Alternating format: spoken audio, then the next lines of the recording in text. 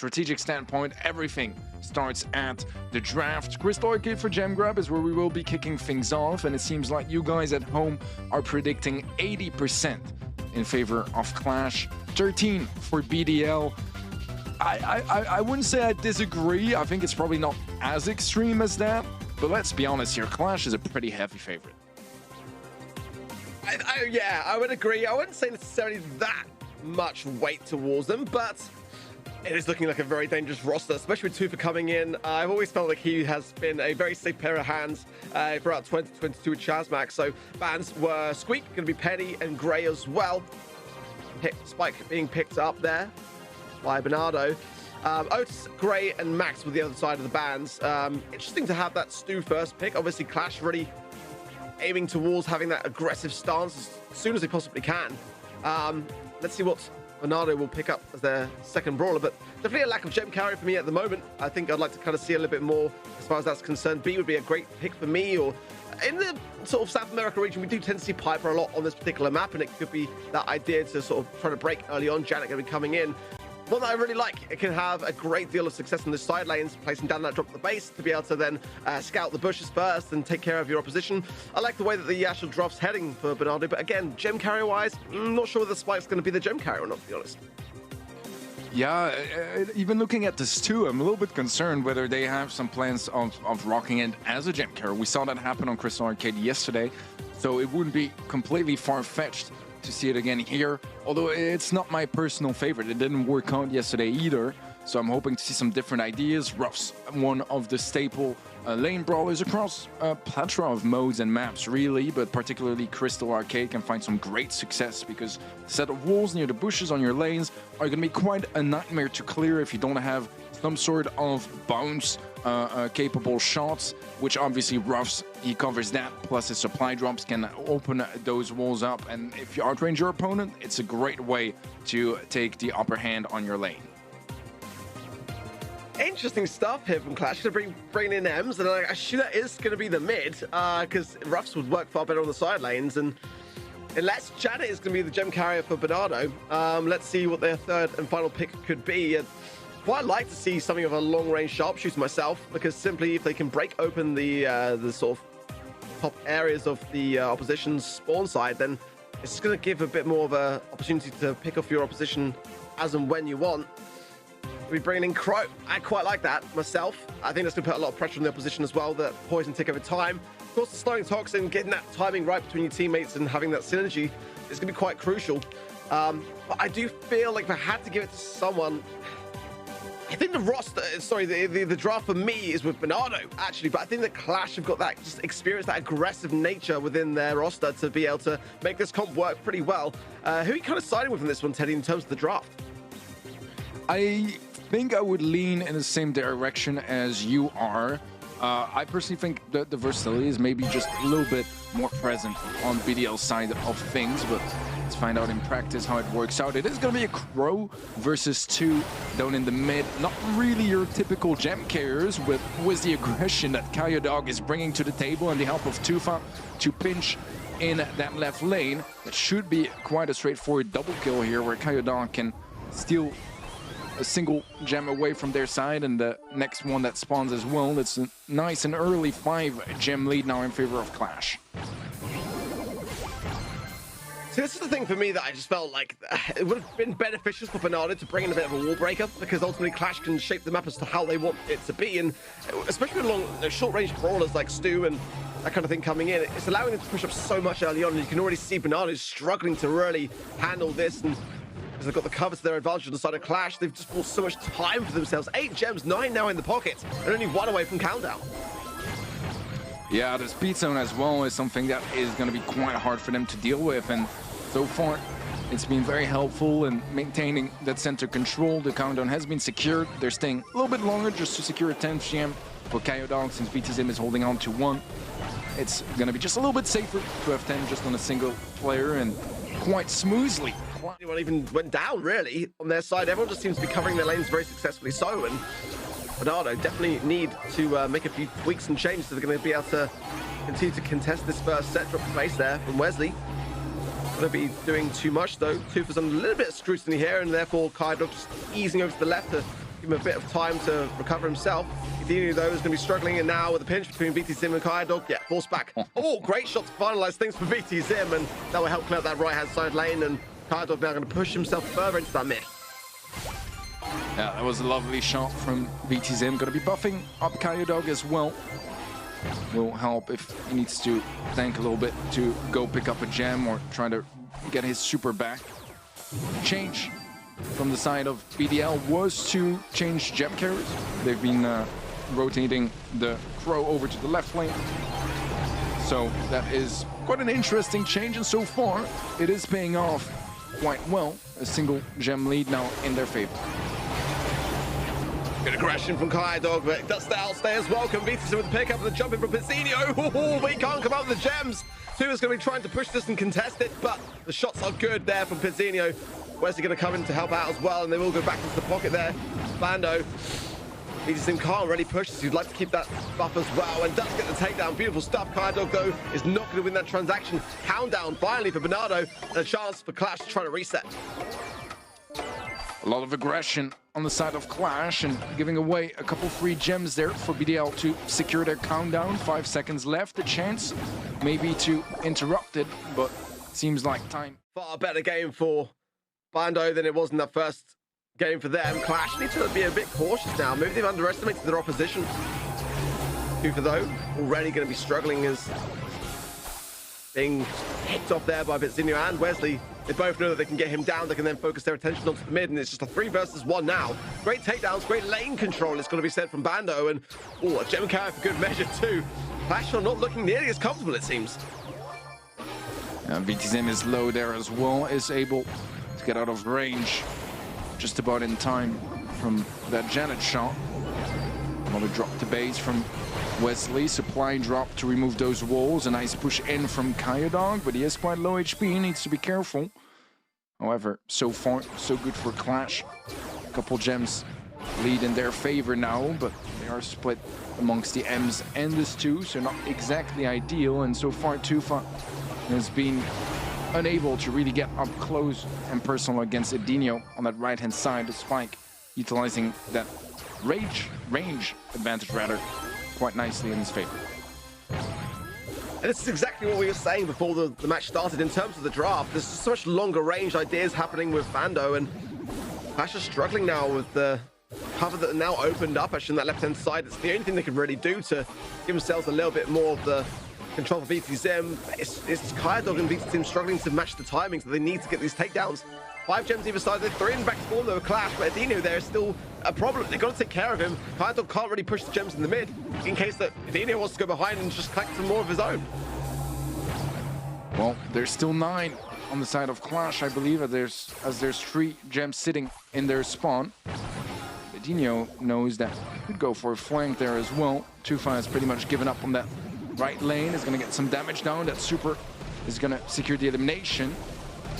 Are there actually even gems drop down? Not too sure. Yeah, they were dropped down. They picked them up now. That's going to be 11 actually. That's enough to make it so that BDL needs a kill on either Kayadog or Tufa.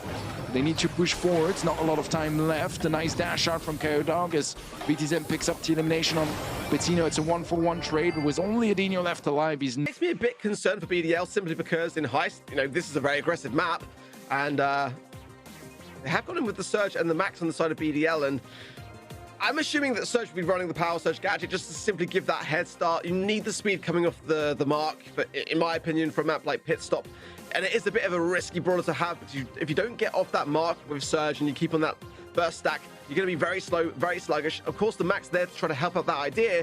The Rika coming on for Qlash makes a lot more sense to me. I'm still surprised to not see a bull. I know I mentioned it before, but it is very, very common in every other region on this map. In sort of the power match format, it is one of those front runners that I would expect to see early on. Daryl going to come in for Qlash. They're actually not going to even go with the bull, go with the Daryl, but even so, I quite like a tanky idea here on this map.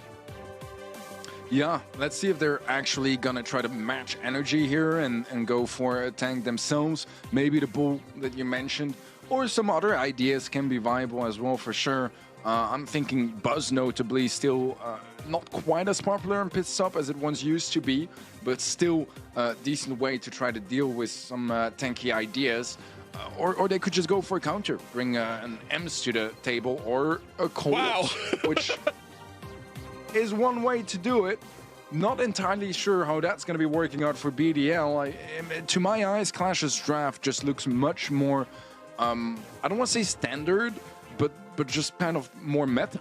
And on BDL side, that they're going for ideas that are a little bit out there, but maybe they know something we don't, and I'm really hoping to be proven wrong here. Yeah, I get super excited if I see a Colt because I'm just hoping that that person who's playing it is going to absolutely slay. The silver bullet gadget can clear open a lot of the map, which will deter a little bit away from what the Rico is able to do on the side of Qlash. So I don't necessarily mind it. I mean, Wesley already going to work with that same idea, but you've got to land these shots and you've got to open up the map as quickly as possible. And on the side of BDL, that is the only bullet which they do have to break open the map. So it's a bit of a risky play. I'm not going to lie, as we all know, Colt is a very high skill cap brawler, and it does get down that right-hand side lane, Dog being the person to fall victim to him. So if he can keep this up and just only take that little shred of damage early on their team safe, the more time that's spent over, actually, the weaker the Qlash comp becomes.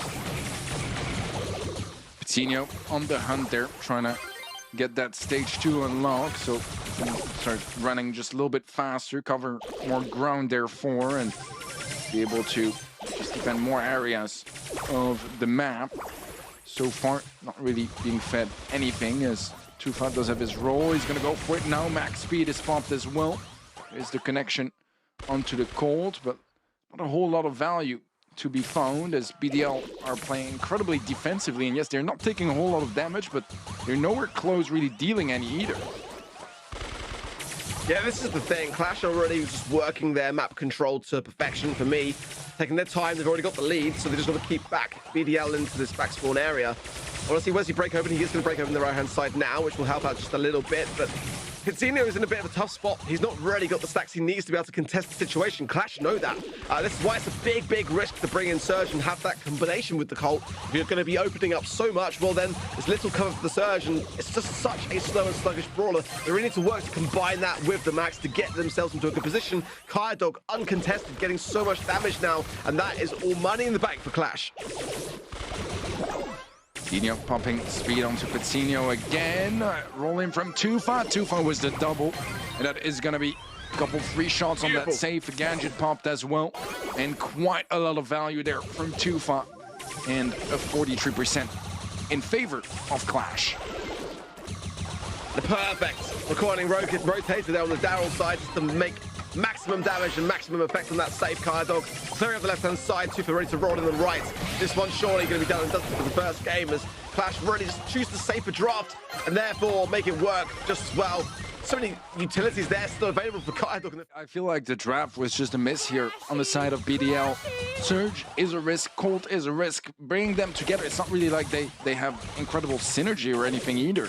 So it's a bit too risky ideas, and hoping that they both stick the landing seems a bit optimistic to me, especially considering in the previous game, Coutinho, he got his second stage, I think in the last 8 seconds of the game, facing a Daryl, which, you know, typically you should be able to beat your super quite easily.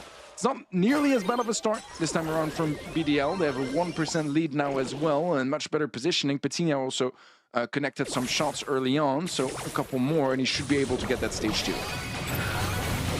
It's fine, it's stacking up, but not running the gadgets that I was expecting on the Surge, to be completely honest. And that would explain so much from the last game as to why it took so long to really get into any position to help. I mean, considering now gaining those stacks, but he's running Power Shield. I would expect to really see Power Surge being ran here to get those early stacks in. As Qlash now weave their way forwards. Good takedown there from Athena, much needed under the circumstances. As the rolling from Tufat forces out the phase shifter away, and it is still a bit of a struggle, though. BDL are finding themselves more and more in this back spawn area. They've got to get forwards. They've got to get control of the mid. They've got to assert themselves in this map if they want to win it. Yeah, this is looking much better, though. Wesley has been beaming left and right as well. Roll in from Tufat, kind of in the middle of everyone there, as Coutinho has to jump on him and takes him out. Nice gather from VTZim, but Coutinho is still able to find more value. Eventually he should get caught there, and Coutinho is going to be retreating as well. 32% lead in favor of BDL, but Coutinho falls, and therefore is going to be reset all the way to stage 2. And as Dino gets rolled on by Tufa. Chance to some decent damage there for Tufa, but not quite enough for the elimination. Yeah, those stacks being lost is going to be a dangerous thing here. Dino now just gains some back. Rolling from too far. Capitalizing here as Kaidok with the help as well. A dangerous position for BDL. They've got to push back here. Good body blocking potential here, but the follow-up wasn't perfect. Going to be a few more percent there for 10 seconds on the clock, and Qlash now are in the perfect position to get the damage that they need, and it is rolling in. There's going to be enough surely here to give the win over to Qlash and the... Quite impressive on the side of BDL. I think the conversion as well is where they've been struggling a little bit so far. Being able to use that damage, use those skills in order to get damage on save, in order to get towards that objective and actually completing it. So far, still so good for Qlash, and I feel like BDL, we're seeing those signs of life a little bit too late every time in the set. Exactly, yeah, it's that the ideas aren't bad, but they are just trying to be a bit riskier and a bit bolder, and there's nothing wrong. You do have to play against a team like Qlash with that mentality, so I can understand where they're thinking with it.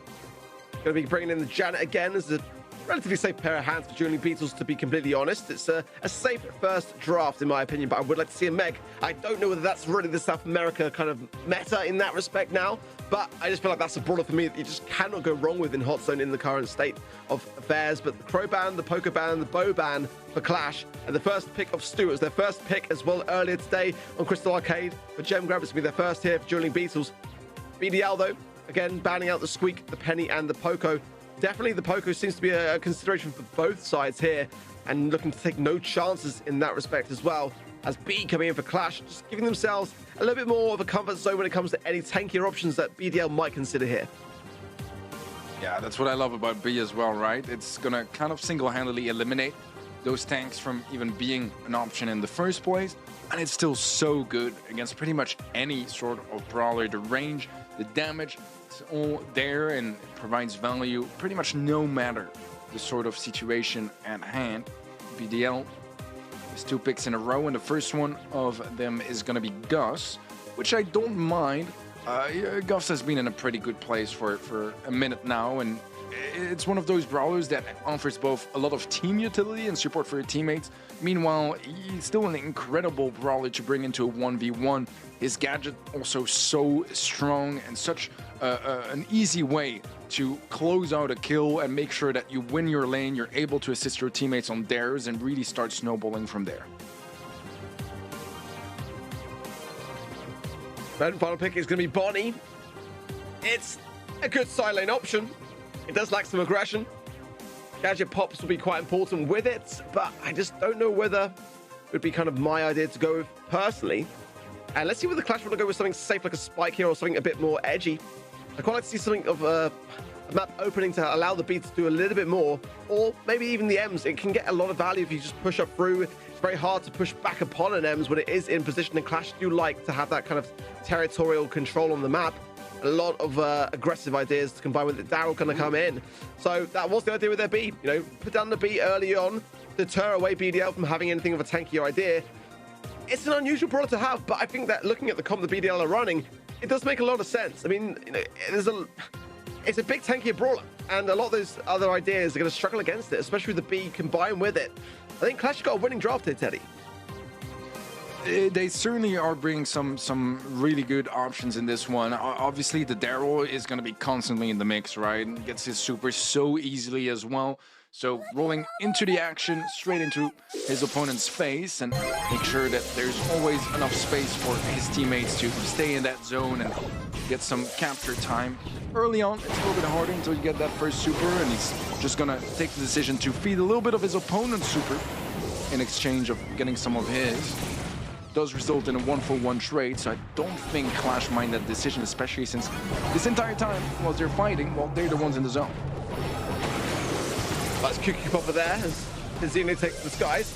I do worry about this Bonnie pick. You know, you can just see how many shots it's going to take to do much to Tufa, and the speed zone as well. Kaya Dog is really helping just control that mid. Now the comeback potential is there. A quick swift takedown of the base, but Adina going to jump away for quite another day. It's Qlash that are back on the zone now, almost approaching 50%, and it's just Wesley to contest the 1 versus 3, and that's not really the position that he wants to find himself. Again, another pop of the gadget from Adine for the Bonnie. How many more they got left to really work with? That's another drop the base. The utility is dwindling, but at least BDL are using it early on, but they've got to get this deficit back in their favor. Yeah, that's kind of the thing with this team composition as well, facing a Daryl, is they can't 1v1 him no matter what. So if he finds anyone that's a little bit isolated, he can just so easily create space. And he's doing that right now. He found the opening onto Pizzino in the mid, and even though he's taking it up into the air, ultimately it's full on mid control now for Qlash, and they are the one getting closer to victory here. A roll out from 2-5. Dino is 1 HP, ends up getting taken out. Pizzino trying desperately to find some sort of value there, some sort of opening for his team, but it seems like it's going to be a little too late here for BDL as Qlash. See that they're kind of valuing Daryl as heavily in this region, as others would probably be edging more towards Ash and Sam and those kind of ideas, but it seems like Qlash is just working with what they feel happiest working with. People are just going to be running straight down the middle as he did in the previous game, going to be taken out immediately. But it's Kaido, but it's just weaving around the situation so nicely, and with the help of that speed zone and the gas to heal as well to maintain his position, it's just allowing the time that Tufa needs to get back into that mid. Yeah, in a way, it's a good trade, right, for Qlash. Sure, they are losing some players, they are losing some supers, but they're charging their own supers, and in the meantime, it was all them in the zone, giving them a nice and easy 27% lead early on. Now, BDL have been catching up, but still in Qlash's favor, and kind of feels like there's always someone from Qlash around the area of the zone and able to get some percentages for their team. Sinyo is going to be flying up, and it's going to be enough of a distraction for Vixim to mess his wiggles and end up being taken out as Kyodog is finding some good value. Another pickup from Kyodog. 2-5 closes out the triple there by finding 2 of his own, and now Qlash with that team wipe are extending that lead furthermore. I love the aggressive positioning there with the speed zone, and there the honey molasses as well. Great stuff from Qlash as they start to edge nearer and nearer towards 20% and counting. 2 versus 2, and the shield is good for Pizzini, but he's not going in aggressively, and probably needs to do that just a little bit to make use of that utility. Going to take the skies now and should get a couple of shots here, but it's 2 versus the problem. 5 seconds, 5% remaining rather, and Qlash are going to seal it. They will proceed on then.